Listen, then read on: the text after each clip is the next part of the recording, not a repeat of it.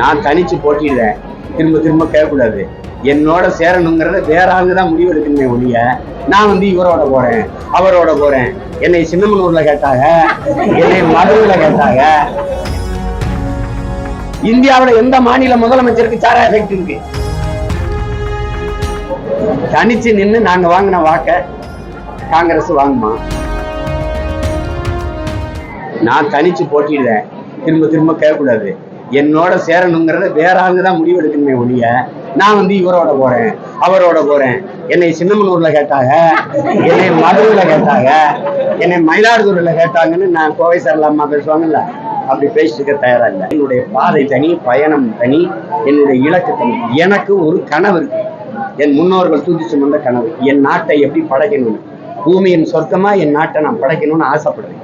அதுக்கு இவரோட சேர்ந்தா பண்ணலாம் அவரோட சேர்ந்தா பண்ணலாம்லாம் நான் என்னோட சேர்ந்தா நாடு மக்களும் நல்லா இருக்குன்னு நினைச்சா நீங்க வாங்க, அது யாரா இருந்தாலும். இல்லைன்னா விடுங்க. நான் இருந்தவருங்க, ஒரு தலைவனுக்கு முதல் தகுதி தன் மண்ணை மக்களை முழுமையா நம்பணும்னு நேசிக்கணும். நான் என் மக்களை முழுமையா நம்புறேன்னு நேசிக்கிறேன். அதனால நான் தனிச்சு தான் நிற்கிறேன். காசு மட்டும் கொடுக்கலைன்னா என்னை வீழ்த்திட முடியும்னு நினைக்கிறீங்களா? இவங்க வாக்குக்கு காசு கொடுக்கல. கூட்டணி இவ்வளவு கூட்டணி, காங்கிரஸா வென்றுச்சா இல்ல மற்ற கட்சிகள்லாம் சேர்ந்து வெளில வச்சுச்சான்னு பாருங்க. தனிச்சு நின்று நாங்க வாங்கின வாக்க காங்கிரஸ் வாங்குமா? அதான கேள்வி. அது இன்னும் 2 வருஷம் இருக்கு, இதுக்குள்ள என்ன வேணாலும் நடக்கலாம்ல. அப்ப பேசுவோம். குமாரசாமி ராஜா, தாத்தா ஓமந்தூர் ராமசாமி ரெட்டியாரு, ராஜாஜி, பெருந்தலைவர் காமராஜர், இந்த வரிசையில எல்லாம் மது விலக்கு இருந்து அமல்படுத்தப்பட்டு இருந்துச்சா இல்லையா? மது இல்லாத மாநிலமா இருந்துச்சா இல்லையா? ஐயா நீங்க நல்லா சொல்லுங்க. சாத்தியப்பட்டு இருந்துச்சுல்ல. யார் தொடங்கிய பெருமகன்? ஐயா கருணாநிதி.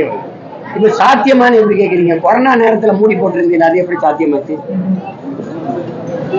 கொரோனா நேரத்தில் திடீர்னு மூணா என்ன, திடீர்னு மூணியா என்ன ஆயிடுச்சு? எத்தனை பேர் குடிக்காம இருந்து சத்தான்? யாராவது சொல்லுங்க, நீங்க சொல்லுங்க. நாட்டை ஆளுகிற தலைமை நேர்மையற்றவரான பிறகு நாட்டு குடிகளையும் நேர்மையற்றவளை ஆக்க வேண்டிய தேவை வந்துருது.